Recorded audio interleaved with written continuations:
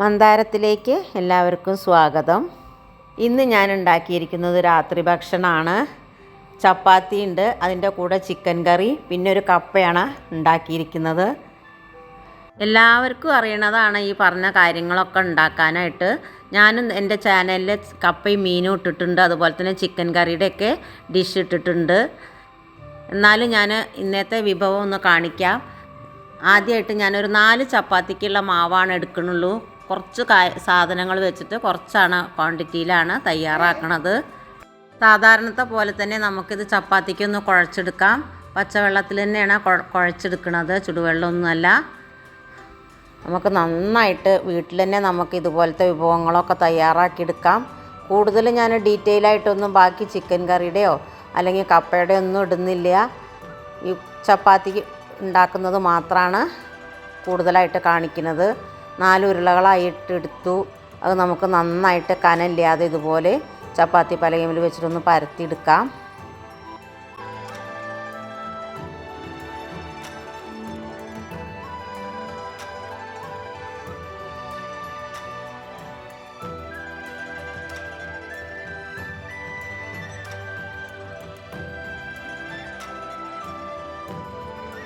ഇത്രയും മതി. ഇനി നമുക്കിതൊന്ന് ചുട്ടെടുക്കാം.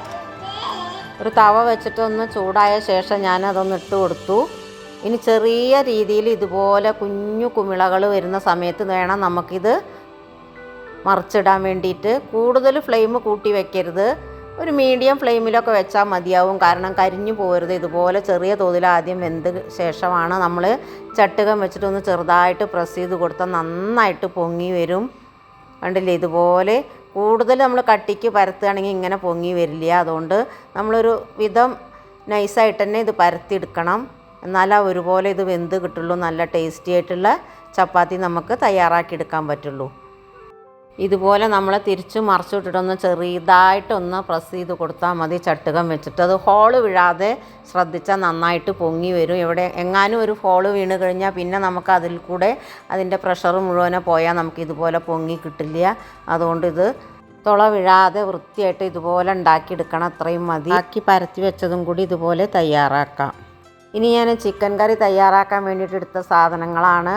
ഒരു സവാള എടുത്തിട്ടുണ്ട്, ഒരു കഷ്ണം ഇഞ്ചി, ഒരു 2 പീസ് നാളികേരക്കൊത്ത് ആണ്, പിന്നെ ഒരു 10-20 ചെറിയ ഉള്ളി, ഒരു 6-7 വെളുത്തുള്ളി. അത് നമുക്കതൊന്ന് അരിഞ്ഞെടുക്കാം. ഇതുപോലെ കുഞ്ഞു പീസുകളായിട്ടൊന്നുമല്ല അരിഞ്ഞിരിക്കുന്നത്, കുറച്ച് വലിയ പീസുകൾ തന്നെയാണ് എല്ലാതും അരിഞ്ഞെടുത്തിരിക്കുന്നത്. ഇഞ്ചിയും വെളുത്തുള്ളിയും എല്ലാം വലിയ പീസുകളായിട്ട് തന്നെയാണ്, ഉള്ളിയൊക്കെ അരിഞ്ഞത്.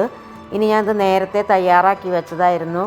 മല്ലിയും മുളക്, ഒരു ചെറിയ കഷ്ണം പട്ട, 2-3 ഗ്രാമ്പു, ഒരു 1/4 ടീസ്പൂൺ പെരുംജീരകം, ഇത്രയും നന്നായിട്ട് വറുത്തരച്ചിട്ട് പ്രഷർ കുക്കറിൽ ഒരു വിസിൽ വന്നിട്ട് മാറ്റി വെച്ചതാണ് ചിക്കൻ വേവിച്ചിട്ട്. ഇനി നമ്മൾ അരിഞ്ഞു വെച്ച സാധനത്തിൽ വെച്ചിട്ട് വേണം ഇത് തയ്യാറാക്കാൻ വേണ്ടിയിട്ട്. ചിക്കൻ കറിയുടെ ഞാൻ വീഡിയോ ഇട്ടിട്ടുണ്ടെന്ന് പറഞ്ഞില്ലേ, അതുകൊണ്ട് കൂടുതൽ ഡീറ്റെയിൽ ആയിട്ടൊന്നും ഇതിൽ പറഞ്ഞിട്ടില്ല. കുറച്ച് വെളിച്ചെണ്ണയിലാണ് തയ്യാറാക്കേണ്ടത്. ആദ്യം നാളികേര കൊത്ത് ചേർത്ത് കൊടുത്തു. എല്ലാം ഒരേ സമയത്ത് തന്നെയാണ് ചേർക്കുന്നത്. തക്കാളിയൊന്നും ഇടുന്നില്ല ഇതിൽ. നമ്മൾ അരിഞ്ഞു വെച്ചിട്ടുള്ള എല്ലാതും ഇട്ട് കുറച്ച് മൂപ്പിച്ചെടുക്കാം.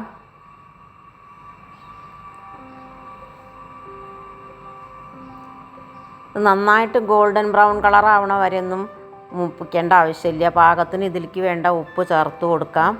ചിക്കൻ വേവിക്കുന്ന സമയത്ത് ഞാൻ വേണ്ടത്ര മഞ്ഞൾപ്പൊടി, ഒരു 1/2 ടീസ്പൂൺ മഞ്ഞൾപ്പൊടി, ഉപ്പും ചേർത്തിട്ടാണ് ചിക്കൻ വേവിച്ചിട്ട് എടുത്തിട്ടുണ്ടായിരുന്നത്. ഇത് കൂടുതൽ ഞാൻ പറഞ്ഞില്ലേ, ഡീറ്റെയിൽ ആയിട്ട് കാണിക്കാത്തത് ഞാൻ ഇതേ വീഡിയോ ഒക്കെ അപ്ലോഡ് ചെയ്തിട്ടുണ്ടായിരുന്നു. ഇത്രയും മതി. ഇനി നമുക്ക് വേവിച്ച് വെച്ചിട്ടുള്ള ചിക്കൻ കറി ഇതിലേക്ക് ചേർത്ത് കൊടുക്കുക.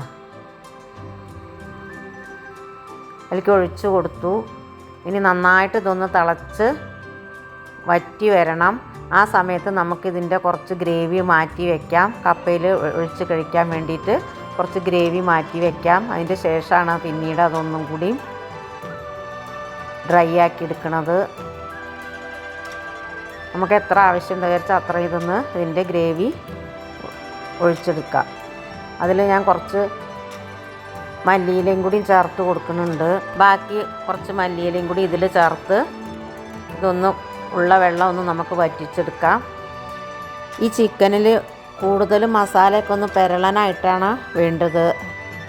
ഇതിൽ കൂടുതൽ വെള്ളത്തിൻ്റെ ആവശ്യമില്ല. നമ്മൾ കപ്പയിലേക്ക് വേണ്ട ഗ്രേവി മാറ്റിയിട്ടുള്ളത് കൊണ്ട് ഇതിൽ കൂടുതൽ ഗ്രേവിയുടെ ആവശ്യമില്ല. ഇത്രയും മതി. ഇനി ഇതൊന്ന് തണുക്കുമ്പോൾ ഇനിയും വറ്റിയിട്ടാണ് കിട്ടുക. ഇതുപോലെയാണ് നമുക്കിത് വേണ്ടത്. ഇനി നമുക്കിത് അടച്ചവിടെ മാറ്റി വയ്ക്കാം. ഇനി തയ്യാറാക്കി എടുത്തിരിക്കുന്നത് കപ്പയാണ്. 1 കിലോ കപ്പ നമ്മൾ തൊലി കളഞ്ഞ് ഇതുപോലെ ചെറിയ പീസുകളായിട്ട് ഉപ്പിട്ട് വേവിച്ചെടുത്തതാണിത്. അതിൻ്റെ ശേഷം ഞാൻ ഒരു ചീനച്ചട്ടിയിൽ വെളിച്ചെണ്ണ ഒഴിച്ച് കടുകും കറിവേപ്പിലും ചേർത്ത് നന്നായിട്ട് ഉടച്ച് 1/2 കപ്പ് തേങ്ങ ചിരകിയതും ചേർത്തിട്ടാണ് ഇത് തയ്യാറാക്കിയിരിക്കുന്നത്. ഇത്രയും മതി. നമുക്ക് ചിക്കൻ കറി കൂട്ടി കഴിക്കുമ്പോൾ ഇത്രയും സാധനങ്ങൾ ചേർത്താൽ മതി. വെളുത്തുള്ളിയൊന്നും ഞാനിതിൽ ചേർത്തിട്ടില്ല. ഇനി ഇത് നമുക്ക് കഴിക്കാൻ വേണ്ടിയിട്ട് ഒരു പ്ലേറ്റിലേക്ക് മാറ്റാം. ആദ്യം ഒരു ചപ്പാത്തി നമ്മൾ ഉണ്ടാക്കി വെച്ചിരുന്ന ചപ്പാത്തി എടുത്ത് വെച്ചു. പിന്നീട് കപ്പയാണ് ഞാൻ വിളമ്പണത്. കപ്പ ഇത് കുറച്ച് ഗ്രേവിയോട് കൂടിയിട്ട് വേണമെങ്കിലും ഉണ്ടാക്കാം. പക്ഷേ ഞാൻ ഇതുപോലെയാണ് തയ്യാറാക്കിയിരിക്കുന്നത്. നമുക്ക് ചിക്കൻ കറിയുടെ ഗ്രേവി എടുത്ത് വെച്ചതുകൊണ്ട് ഞാൻ ഇതുപോലെയാണ് തയ്യാറാക്കിയെടുത്തത്. ചപ്പാത്തി കഴിക്കാൻ വേണ്ടിയിട്ട് ചിക്കൻ ഒരു സൈഡിലേക്ക് വിളമ്പി. ഇനി നമുക്ക് ഈ കപ്പയുടെ മീതെയായിട്ട് നമ്മൾ എടുത്തു വെച്ച ഗ്രേവിയും കൂടി ഒഴിച്ചു കൊടുക്കാം.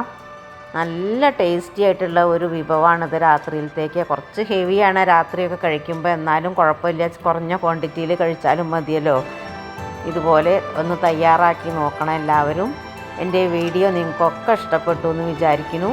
ഇഷ്ടപ്പെട്ട ഒന്ന് ലൈക്ക് ചെയ്യണം, ഷെയർ ചെയ്യണം. സബ്സ്ക്രൈബ് ചെയ്യാതെ എൻ്റെ വീഡിയോ കാണുന്നവരൊന്ന് സബ്സ്ക്രൈബും കൂടി ചെയ്ത് എന്നെ ഹെൽപ്പ് ചെയ്യണം. ഇനി ഞാൻ മറ്റൊരു വീഡിയോ ആയിട്ട് വരാം.